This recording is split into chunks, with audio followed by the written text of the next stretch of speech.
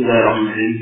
Assalamualaikum warahmatullahi wabarakatuh. Alhamdulillah, salatu wassalamu ala rasulillah wa ala alihi wa sahbihi wa man wala wa la hawla wa la quwwata illa billah rahimani wa rahimah. Alhamdulillah, Allah subhanahu wa ta'ala memberikan kita taufik untuk dapat lanjutkan insyaallah ta'ala kajian fikih pada kitab Ad-Durarul Bahiyah fil Masail al-Fiqhiyah karya Imam Al-Allamah Muhammad bin Ali Asy-Syaukani rahimahullah ta'ala.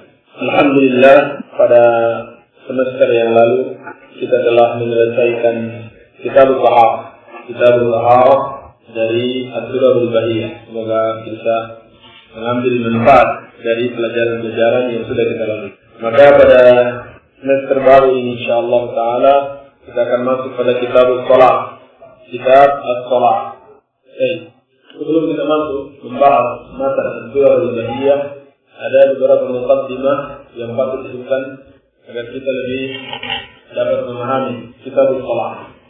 Yang pertama tentang ta'rif As-Shalah, pengertian salat. As-Salatu lughatan ad-du'a. Salat itu secara bahasa maknanya adalah doa. Adapun secara istilah, salat itu maknanya adalah at-ta'abbud lillahi azza wa jalla bi aqwalin wa af'alin ma'lumah muftatahatun bit-takbir muhtatamatun bit-taslim ma'an niyyah bi syara'ita makhsusatin. Secara istilah, salat itu adalah at-ta'abbud lillahi azza wa jalla, sebuah perbuatan ibadah kepada Allah Subhanahu wa ta'ala, bi aqwal, dengan ucapan-ucapan, wa af'alin, dan gerakan-gerakan ma'lumah yang sudah dimaklumi, muftatahatun bitakbir, yang dibuka dengan takbir, muhtatamatun bitaslim, dan ditutup dengan salam, ma'an niyyah, disertai dengan niat, bisyara'ita makhsusatin, dengan syarat-syarat yang khusus. Ini makna salat secara istilah. Baik.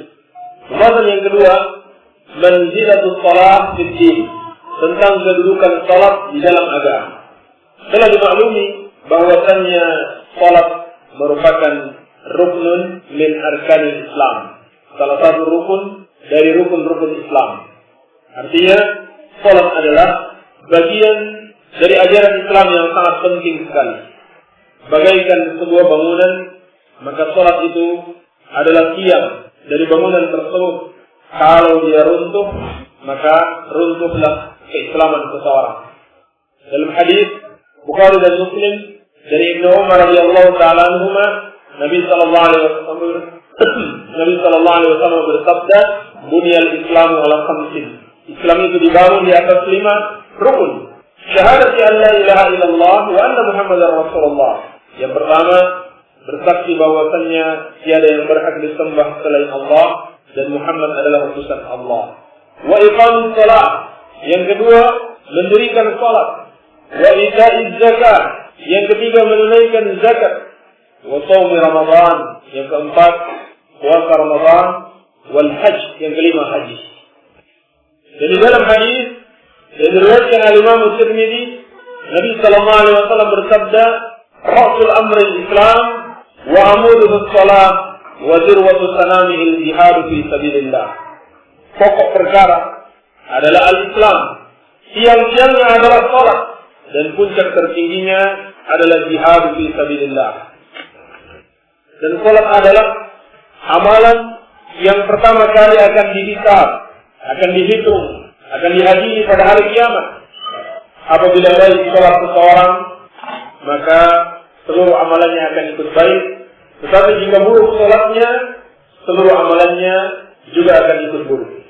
Sebagaimana sabda Nabi sallallahu alaihi wasallam, "Awwal ma yuhasabu alaihi al-'abdu yawm al-qiyamah as-salah. Fa in salahat faqad aflaha wa najaha, wa in fasadat faqad khaba wa khasira." Amalan yang pertama akan dihisab pada hari kiamat adalah salat. Apabila bagus salatnya, maka dia menang dan selamat. Apabila rusak salatnya, maka dia merugi dan celaka. Dalam riwayat lain, "Idza salahat a'malu Wa idza fasadat a'malu.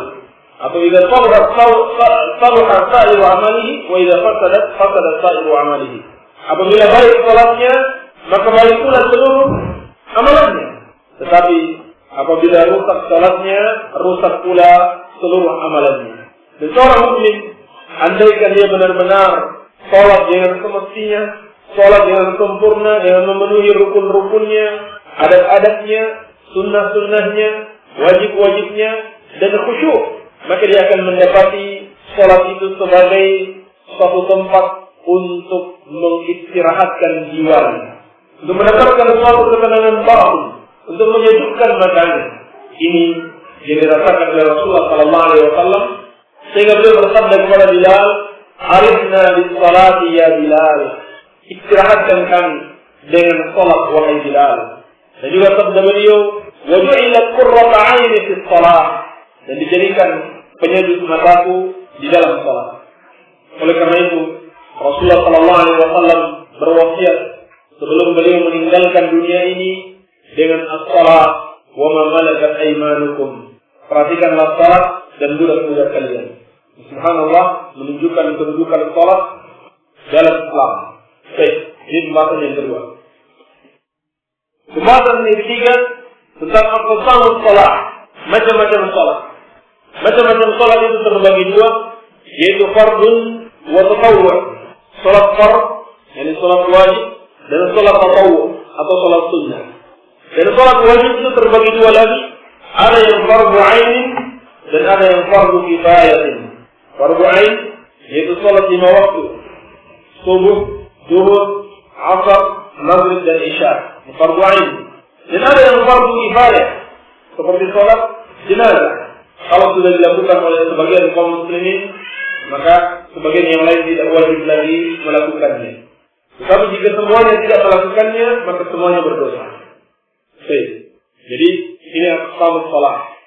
Pembahasan yang keempat yang juga sangat penting dipahami adalah suatu pembahasan yang biasa dibicarakan para ulama, yaitu tentang hukum tarikis salat, hukum meninggalkan salat, atau hukumnya orang yang meninggalkan salat. Orang yang meninggalkan salat itu ada dua bentuknya. Bentuk yang pertama, orang yang meninggalkan salat karena dia menentang kewajiban salat, atau dia benci, dia tidak suka dengan kewajiban salat. Apalagi kalau disertai dengan keresahan, celaan, cacian, maka bentuk yang pertama ini ulama seluruhnya sepakat pelakunya itu kafir, murtad, keluar dari Islam kalau tadinya dia muslim. Jadi ini bentuk yang pertama. Bentuk yang kedua, orang yang meninggalkan salat karena malas, menyepelekan, atau sibuk, macam-macam alasan, tetapi dia tidak membenci, tidak pula menentang kewajiban salat. Maka yang seperti ini ulama khilaf ke dalam dua pendapat. Pendapat yang pertama, pelakunya adalah kafir dengan kufur akbar, murtad, keluar dari Islam. Pendapat yang kedua, fasik, pelaku dosa besar dan dosa yang sangat besar, tetapi tidak sampai kafir. Yang benar adalah pendapat yang pertama. Yang benar adalah pendapat yang pertama.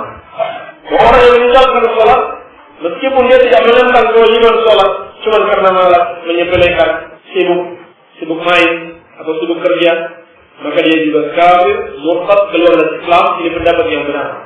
Berdasarkan dari baik dari Al-Quran maupun dari As-Sunnah. Baik. Berdasarkan dari Al-Quran dan As-Sunnah, demikian pula dari para sahabat Rasulullah SAW, maka pendapat yang kuat, orang yang meninggalkan salat itu kafir. Dari Al-Quran, di antaranya surat At-Taubah ayat 11. Allah Subhanahu wa taala berfirman, "Fa in tabu wa aqamus salata wa atuz zakata fa ikhwanukum fid din." Kalau mereka bertobat, yang bertobat dari kesyirikan dan meninggalkan salat dan menunaikan zakat, maka mereka adalah saudara kalian di dalam agama. Artinya, kalau mereka tidak melakukan salat, maka mereka bukan saudara kalian dalam agama. Ini sisi pendalilannya.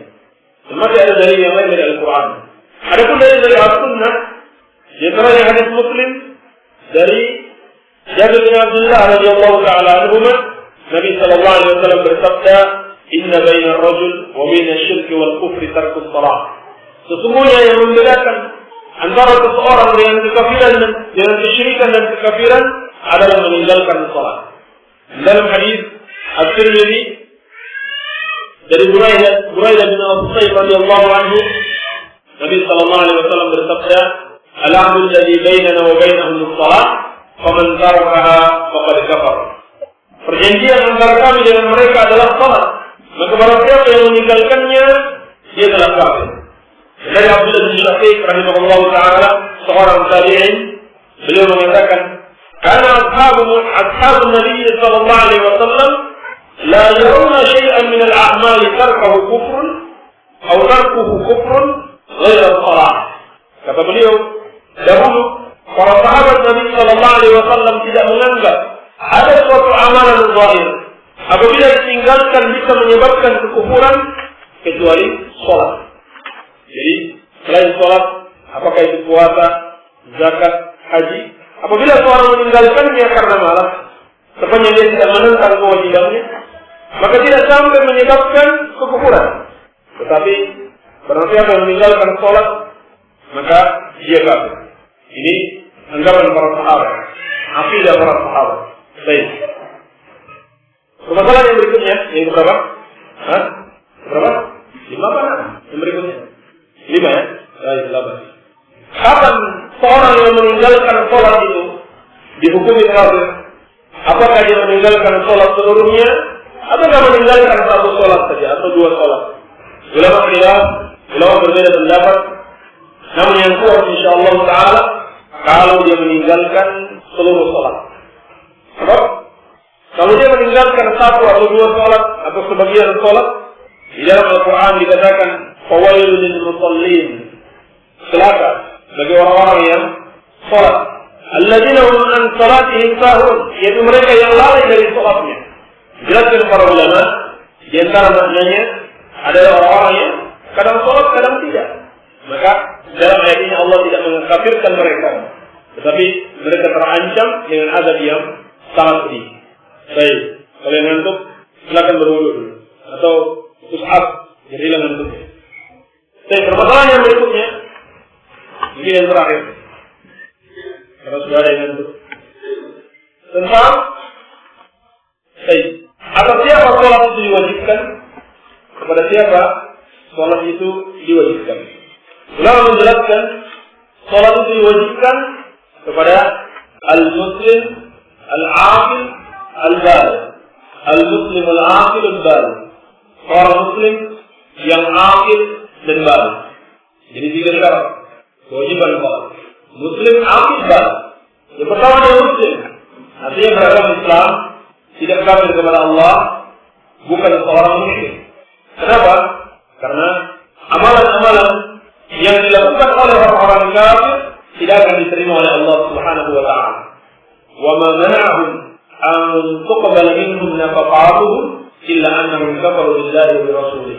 Dan tidak ada yang menghalangi untuk diterimanya sedekah yang mereka berikan kecuali karena mereka kafir kepada Allah dan Rasulnya. Demikian pula orang-orang yang menyekutukan Allah, walaupun dia tadinya muslim, tetapi dia menyembelih untuk selain Allah atau berdoa kepada selain Allah, maka amalan-amalannya terhapus sebagaimana firman Allah dalam surat Az-Zumar ayat 65, "La in asyrakta la yahbatanna 'amaluka wa la takunanna minal khasirin." Kalau kamu melakukan syirik, maka terhapus amalanmu dan kamu termasuk orang-orang yang merugi. Bersamaan dengan itu, orang-orang kafir itu tetap akan diazab dikarenakan mereka meninggalkan sholat. Ada yang tahu dalilnya? Ada yang tahu nggak? Orang-orang kafir juga akan diazab karena mereka meninggalkan sholat, karena mereka tidak berpuasa, karena mereka tidak bersedekah, karena mereka melakukan berbagai macam dosa-dosa. Jadi orang-orang kafir itu akan mendapatkan azab ala asli Islam wa tafasilihi, dikarenakan kekafiran yang mereka lakukan dan juga karena mereka meninggalkan seluruh kewajiban. Seperti sholat, puasa, zakat, berhaji, dan yang lain. Siapa yang tahu dalilnya? Nggak ada yang tahu? Kayaknya sudah pernah disampaikan. Surat Al-Mudaththir. Surat Al-Mudaththir ayat ke-42 dan seterusnya. Allah Subhanahu wa taala berfirman, "Ma salakakum fi saqar? Qala lam nakun minal musallin wa lam nakun nut'imul miskin." Dan seterusnya. Apa yang menyebabkan kalian masuk ke dalam neraka saqar? Ini ditanyakan kepada orang-orang kafir. Maka mereka menjawab, "Lam nakun minal musallin." Kami tidak melakukan salat. Wa lam nakun nut'imul miskin. Dan kami tidak memberi makan orang-orang miskin. Jadi orang kafir yang pencuri misalkan, dia akan diazab karena kekafirannya, juga karena dosa pencuriannya. Diazab mereka juga bertingkat-tingkat. Baik. Syarat yang pertama Islam. Syarat yang kedua adalah akal. Syarat yang kedua adalah al-akal, memiliki akal. Sebab Nabi sallallahu alaihi wasallam bersabda, "Rufi al-qalam an thalathin", diangkat pena dari 3 golongan. Salah satunya adalah wa'lil majnun hatta yaqil. Dari orang gila sampai dia berakal. Dari orang gila sampai dia berakal. Baik. Kemudian yang ketiga, al-bulugh, telah mencapai usia balik. Maka apabila seorang mencapai usia balik, wajib baginya untuk melakukan salat. Akan tetapi anak-anak yang belum balik pun harus dididik untuk melakukan salat. Seperti perintah Nabi sallallahu alaihi wasallam, "Muru auladakum bis-shalah wa hum abna'u sab'in, wadribuhum 'alaiha wa hum abna'u 'ashrin." Perintahkan anak-anak kalian untuk melakukan salat ketika mereka 7 tahun dan pukul kalau tidak mau melakukan salat pada umur 10 tahun. Namun bukan berarti nanti 7 tahun baru diperintahkan, tidak. Sebelumnya sudah bisa dibiasakan. Sehingga sampai waktu 7 tahun dia sudah terbiasa, mudah untuk diperintahkan. Ini kewajiban setiap orang tua untuk memerintahkan anak-anak mereka melakukan sholat walaupun belum tahu. Baik, kali ini sudah cukupkan pembahasan kita sebagai muqaddimah sebelum masuk ke dalam matan Ad-Durarul Bahiyah. Sampai di sini kalau ada pertanyaan. Demikian tadi apa yang telah beliau sampaikan, dan kita akan masih sesi tanya jawab. Sebelumnya kami ingatkan kembali, bagi Anda yang memiliki pertanyaan, bisa Anda kirimkan pertanyaan tersebut ke nomor 085353 020304.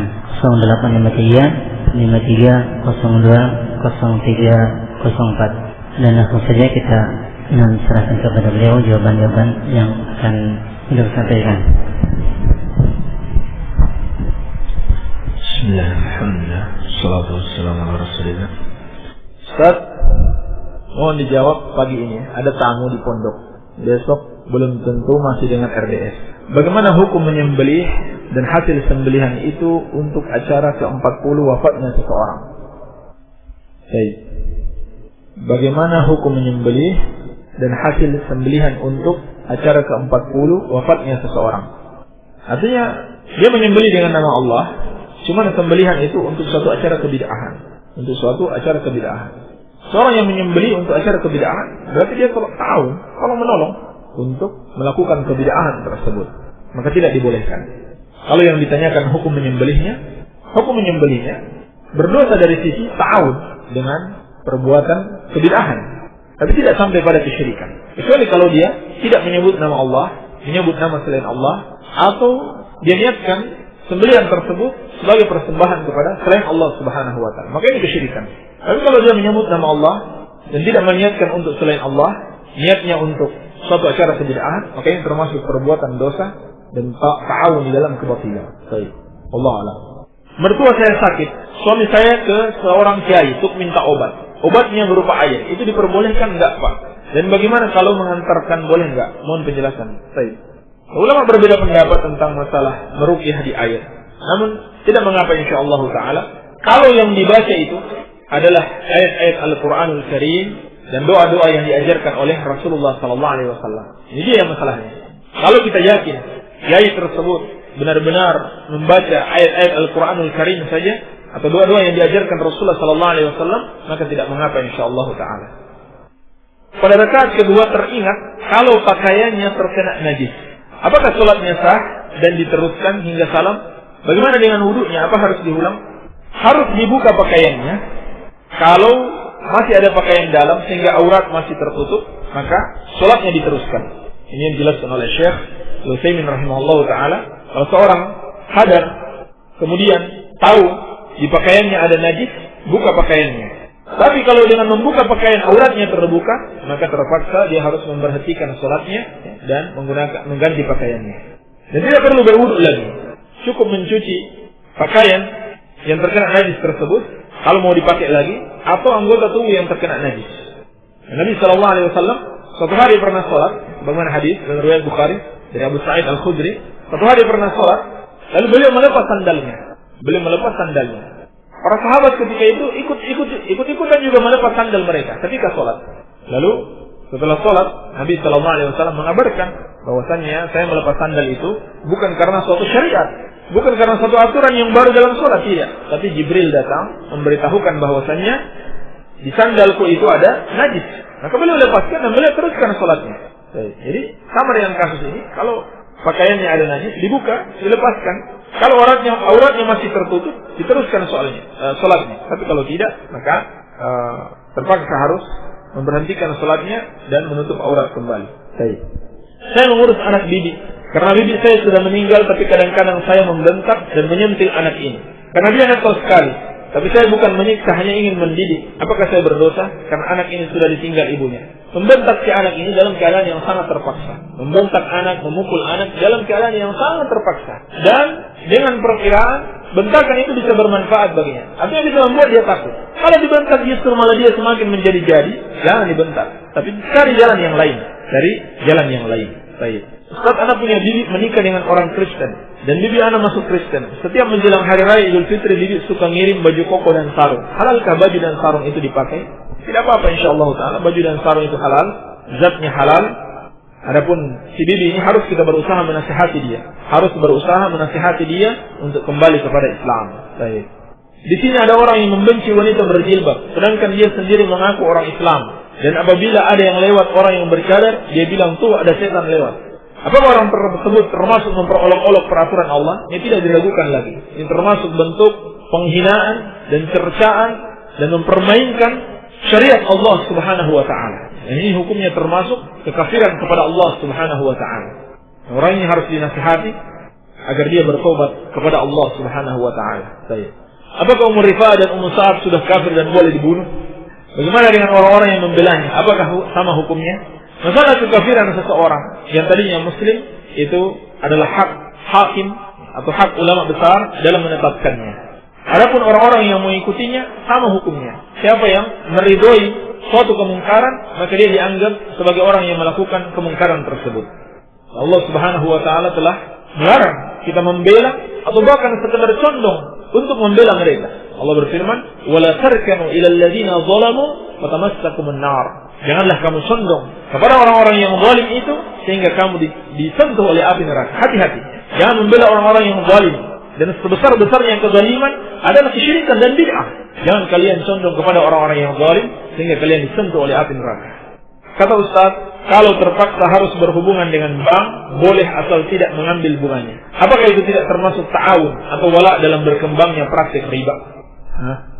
Maksud saya di sini, berhubungan dengan bank yang tidak ada praktik ribanya. Seperti untuk transfer, kan tidak ada praktik riba di situ. Kita transfer 1 juta, diterima di sana 1 juta.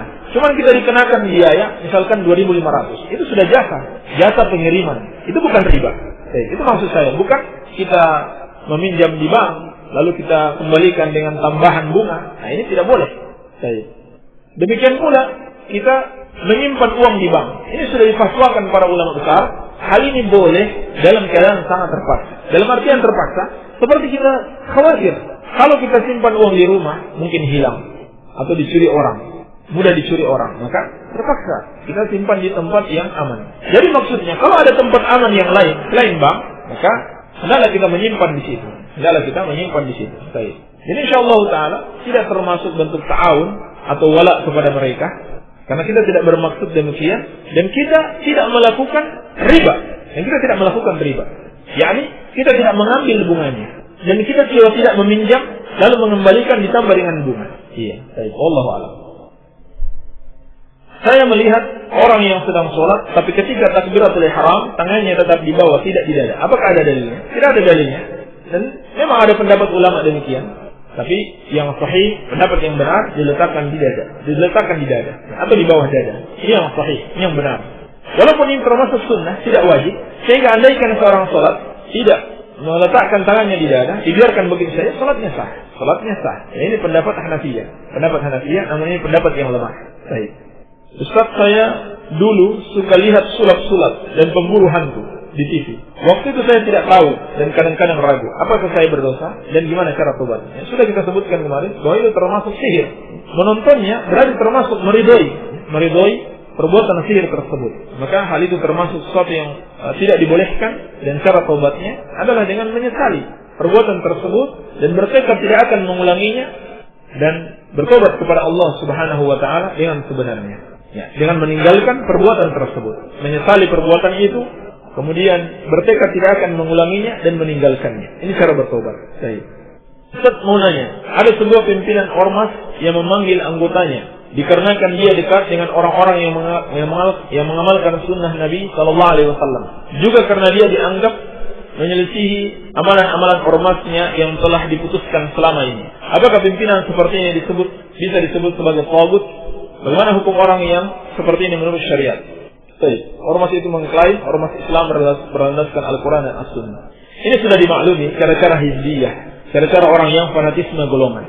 Kalau ada anggota mereka yang mulai mengikuti ajaran yang sesungguhnya, yang sesuai petunjuk Rasulullah Sallallahu Alaihi Wasallam, maka mereka berusaha untuk menggombosi orang tersebut dan mengadili dia atau menghukum dia, baik hukuman dalam bentuk secara resmi ataupun tidak resmi, seperti mereka memboikotnya, tidak mengajaknya berbicara dan seterusnya. Ini ciri-ciri hizbiyah, ciri-ciri fanatisme golongannya, ciri-ciri ahlul bid'ah.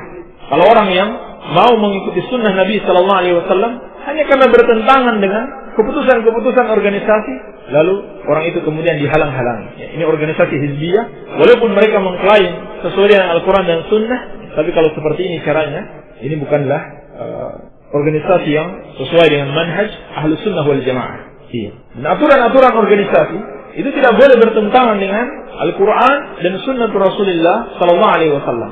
Tidak boleh bertentangan. Tidak ada ketaatan kepada makhluk apabila aturan itu adalah kemaksiatan kepada Allah Subhanahu Wa Taala.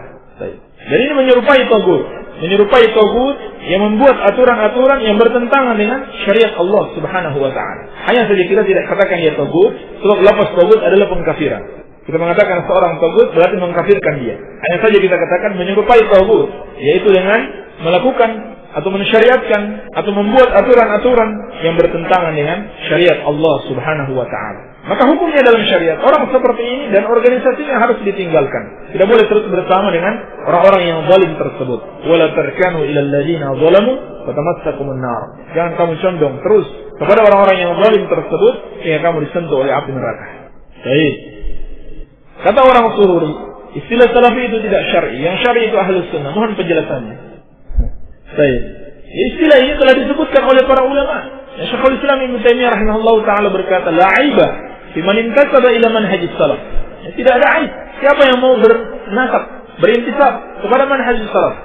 Demikian pula Imam Az-Zahabi rahimahullahu taala ketika menceritakan biografi para ulama seperti dalam biografi Imam Ad-Darqutni rahimahullahu taala, wa kana salafiyyan. Kata Imam Az-Zahabi rahimahullah, dia adalah seorang salafi.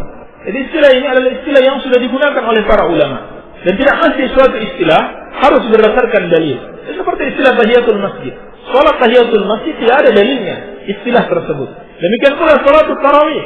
Dan istilah itu sudah disepakati oleh seluruh para ulama. Seluruh ulama sudah menerima. Kalau kita cari dalil dalam Al-Quran dan Sunnah, tidak ada namanya salat tarawih, tidak ada namanya salat tahiyatul masjid. Nabi Sallallahu Alaihi Wasallam cuma mengatakan, siapa yang masuk masjid salat 2 rakaat. Beliau tidak mengatakan ini namanya salat tahiyatul masjid. Tetapi para ulama tidak ada yang mengingkari istilah ini.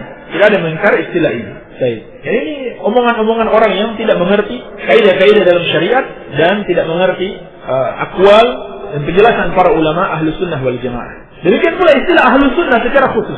Silakan cari dalam Al-Quran atau dalam As-Sunnah istilah secara khusus adanya istilah Ahlus Sunnah wal Jamaah. Adanya istilah Ahlus Sunnah wal Jamaah. Cuma dipahami dari dalil-dalil sehingga dinamakan Ahlus Sunnah wal Jamaah. Baik, wallahu a'lam. Seorang muslim enggan atau bahkan tidak mau menjalankan syariat Islam yang benar karena terkesan agamis. Bagaimana orang itu? Bagaimana membantahnya?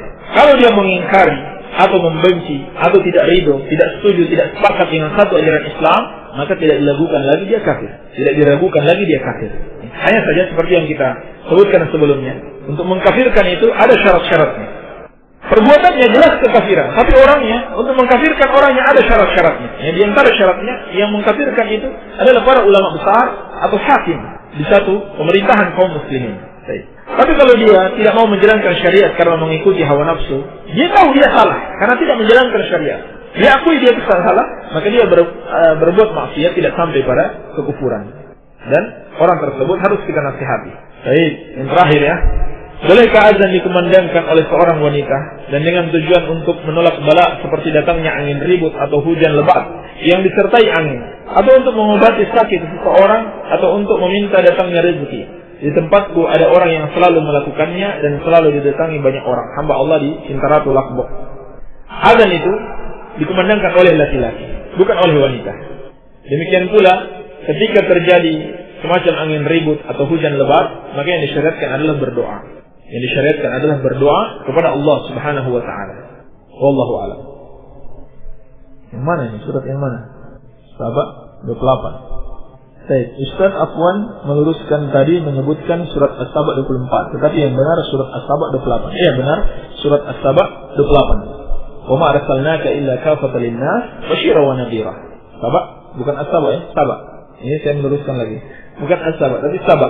Surat Saba 28. Bagaimana hukum sholat memakai kaos bergambar binatang? Pertama, dari sisi itu gambar bernyawa diharamkan dalam syariat. Yang kedua, dari sisi mengganggu kekhusyukan sholat. Mengganggu kekhusyukan sholat. Seperti dalam hadis yang sahih, Nabi SAW pernah sholat dengan menggunakan baju yang dihadiahkan oleh sahabat. Walaupun itu bukan gambar bernyawa, tapi setelah sholat Nabi SAW melepas baju tersebut dan memerintahkan untuk ganti hadiah baju yang lain. Karena corak-corak baju itu telah mengganggu kekhusyukan beliau. Apalagi kalau gambar binatang, ini jelas-jelas bisa mengganggu kekhusyukan sholat. Kalau gambarnya di belakang, mengganggu orang lain, mengganggu kekhusyukan sholat orang lain. Bagaimana hukumnya menempelkan kaligrafi, doa-doa di rumah atau di kamar? Ya, minimalnya hal ini tidak ada contohnya dari Rasulullah SAW, tidak pula dari para sahabat. Tidak pula dari para sahabat Rasulullah SAW. Ini yang pertama. Yang kedua, hal itu bisa memalingkan seseorang dari syariat yang benar dalam masalah ini. Doa-doa itu dibaca, ayat-ayat Al-Quran dibaca, bukan ditempelkan. Barangkali bisa saja seorang kalau dia sudah menempelkan, dia merasa cukup dengan itu sehingga tidak melakukan yang disyariatkan. Ini seperti yang dijelaskan Al-Lajnah Daimah. Demikian pula kalau kaligrafinya itu berupa tulisan Allah dan Muhammad, maka seperti kata Syekh Al-Utsaimin rahimahullahu taala, itu sama seperti menjadikan Allah Subhanahu wa taala tandingan. Tandingannya adalah Nabi Muhammad sallallahu alaihi wasallam. Sama seperti orang yang mengucapkan Masya Allah wa syi'ta. Lalu kata Nabi sallallahu alaihi wasallam, aja'altani lillahi niddan. Orang yang mengucapkan sesuai dengan kehendak Allah dan kehendakmu. Lalu kata Nabi sallallahu alaihi wasallam, aja'altani lillahi niddan. Apakah kamu mau menjadikan aku tandingan bagi Allah? Maka sama kata Syekh Utsaimin rahimahullahu taala, seorang memajang kaligrafi tulisan Allah dan Muhammad seperti orang yang mengucapkan Masya Allah wa syi'ta. Ini sudah kita bahas panjang lebar dalam kitab Tauhid, bab yang tersendiri yaitu tentang ucapan Masya Allah wa syi'ta termasuk asyirkul asghar. Kalau tidak diyakini dalam hati. Tapi kalau seorang meyakini dalam hati kedudukan Allah dan Muhammad sama, maka tidak diragukan lagi, ini termasuk bentuk kesyirikan kepada Allah Subhanahu wa taala. Ini yang bisa saya sampaikan, semoga ada manfaatnya. Lebih dan kurangnya mohon maaf. Yang benar dari Allah Subhanahu wa taala dan yang salah dari kebodohan kami dan syaitan. Subhanaka Allahumma wa bihamdika asyhadu an la ilaha illa anta astaghfiruka wa atubu ilaik. Walhamdulillahirabbil alamin.